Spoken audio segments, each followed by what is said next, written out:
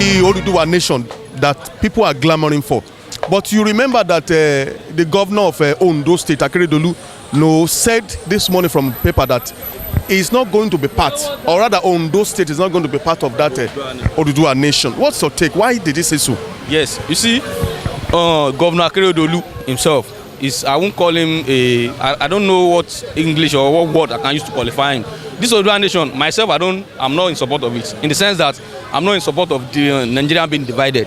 There's what the United States of America, for instance, for example, is a United States. You understand? The state coming together and they are working, they are being focused. Is what we can achieve in this country. If not because of all these by-God leaders that are just too selfish interests. You understand? I'm not in support of the Oduduwa nation, but if at the worst case or at the worst scenario, Oduduwa nation is the one that will save us, why not? Why not going? So Governor Akeredolu or Governor this one that is not in support of the motion is just a minority. You understand? So if majority of the people are in support of it, and Governor Akeredolu himself or the other people are saying that they are not in support of it, they are just minority. So to work. But myself, I'm not in support of the division of the nation. We can work hand in hand, restructure. Revolution is not something that that's just the solution. We shouldn't be shy away of we shouldn't be going away from what is the solution. We shouldn't be, because of our own selfish interest, not saying the truth. Revolution is just the solution of this country. Restructuring. Let's restructure. If we divide now, I don't know what's going to be a possible effect of it, but I'm very sure that it's not going to be that okay, because it's just something we are going to start. We have seen nations that did it, and they are not successful. You understand? We've seen nations that did it and they are successful. So something we can put into trial. If we try it, if it works, fine. But I'm not in support of it. So Governor Akeredolu is just someone that can say, well, where are the Yoruba nation going? Because Yoruba itself, they are capable of doing what they want to do. And this time, if they say they are doing it, Governor Akeredolu is not the person that will say he's not in support of it, and because of that, it's not going to work. Oduduwa nation. But you heard that Akeredolu said they are not going to be part of it. What's to take about it? Why should he separate himself from Oduduwa nation? Anyway, Akeredolu himself, you say, is one of the political bigots, is one of the political juggernauts in Nigeria. Is one of the political vultures in Nigeria. Is one of the APC governors. Let me tell you, they are all the same people. I'm not pledging support of the young man. I'm not supporting him. All he's doing is for his family and his, camp. He is saying not supporting Igboho. Is he not at the head of insecurity in Ondo State? Let me do this. Why I said he is at the head. One point is this: there is security votes allocated to governors every month. How much? 200 million naira. When Akeredolu was shouting about herdsmen occupying the whole forest reserve in Ondo State, where is this money? That's a big question. No, why is he inviting federal government? He is the COS, Chief Security Officer, CSO of Ondo State. He should have made use of the 200 million assigned to him. At least Akeredolu had ruled 4 years now. Let me total it up. Each year, out of these 4 years, each year, 2.4 billion was budgeted for security in Ondo State. 2.4 billion multiplied 4, which is 4 years. Each year is 2.4 billion. 2.4 multiplied 4. Do you know it's getting more than 13 billion naira for security? Why are you crying? Herdsmen are in the forest of Ondo. Fulani herdsmen are killing us. You are the governor of that state. You are the commander-in-chief of Armed Forces of Oyo State, in Ondo State, sorry. Use the money allocated to you for security purpose. Use it well. If you asked me to advise him, Akeredolu would have used that money to purchase mercenaries. War mercenaries outside. You can buy them. They are waiting there in Europe. They are waiting there in America. They are all over the world in Asia. Come and buy us. We are ready to operate.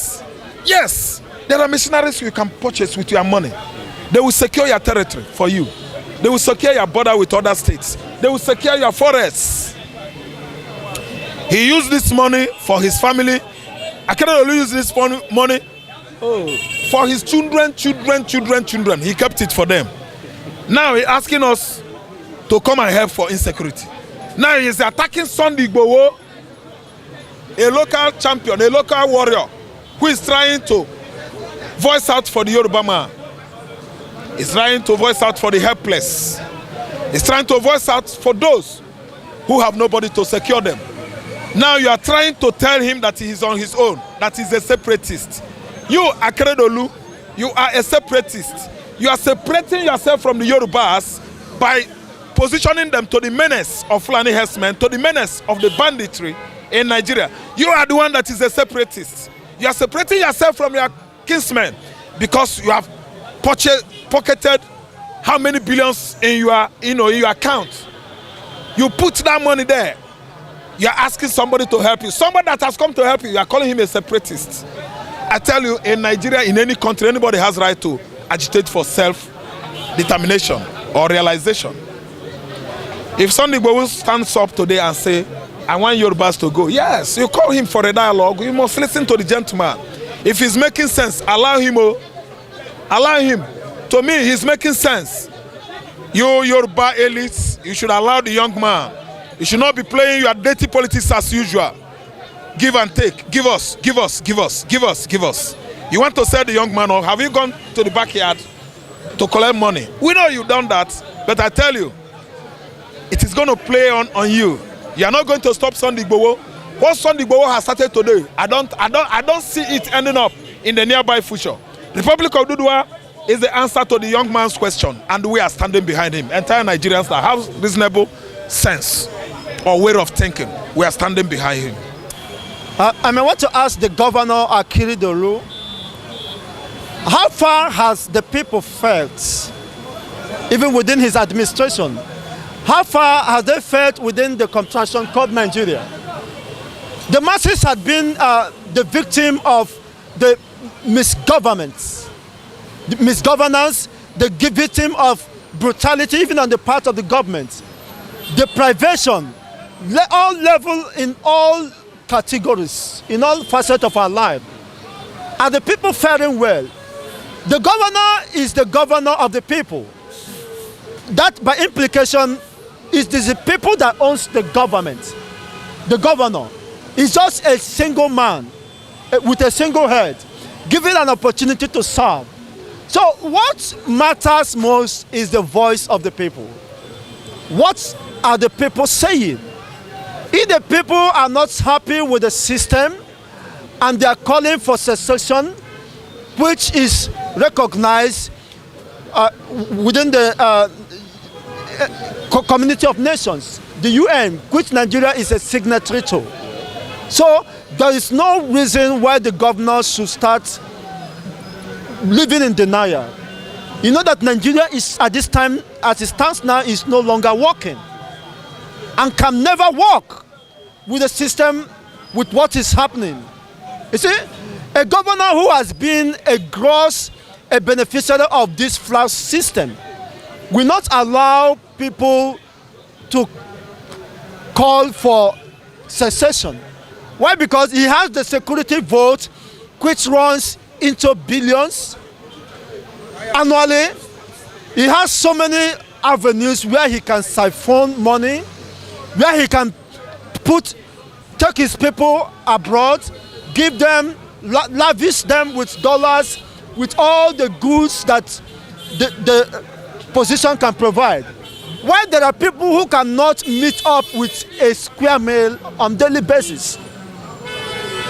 As a result of the decadence, the rotten state of our system, political system, the rich getting more rich. Look at, we have no access to potable drinking water.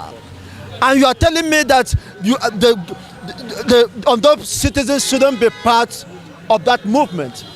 If they consider that Oduduwa nation is the way forward for everyone, not just a particular set of people, we are talking about what can we do so that everyone will be carried along. Everyone will feel and have a sense of belonging. Everyone will enjoy the dividends of democracy and we enjoy our common collective wealth. It shouldn't be diverted to just a particular person. And they begin to rip off the people, widening the poverty gap instead of narrowing it down. That is the problem of this governors. They continue to live in denial and self-deception. People continue to languish in abject poverty without any source of livelihood, without even any hope of having one. What has the governor done to the people with the enormous resources available to the state? What account can he give to the people why he had not delivered on his promises to the people? So it is quite unfortunate, it's inconsequential. It is the people's voice that matters. So I commend Sunday Igboho, who is canvassing for a new movement, which everybody will be happy to identify with.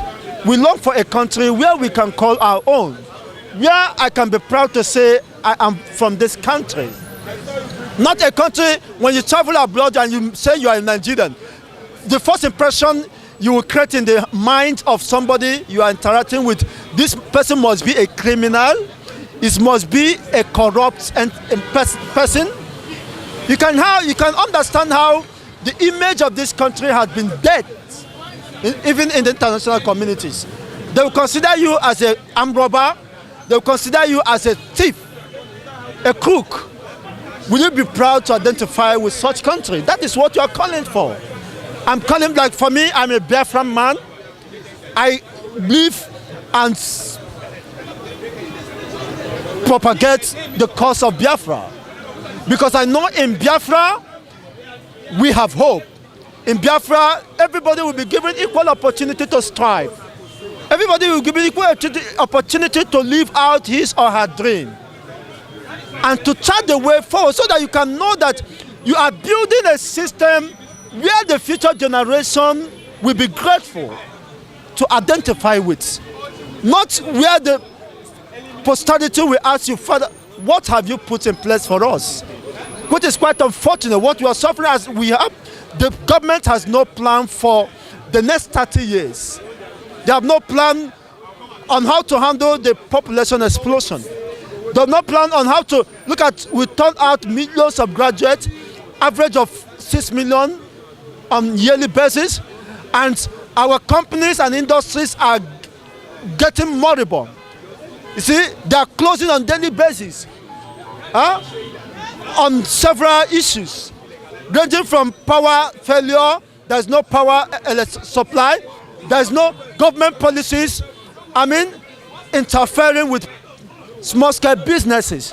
So you are not creating any enabling environment for people to strive, for the economy to revamp. You keep on borrowing upon borrowing without accounting for it. And there is no any prospects on ground on how to repay those funds. Indirectly, you have enslaved and mortgaged the life and posterity of your nation, people to the unborn. You see, at the altar of sycophancy and religious bigotry and fanaticism, not giving way for ingenuity to strive to drive our system. This is quite unfortunate.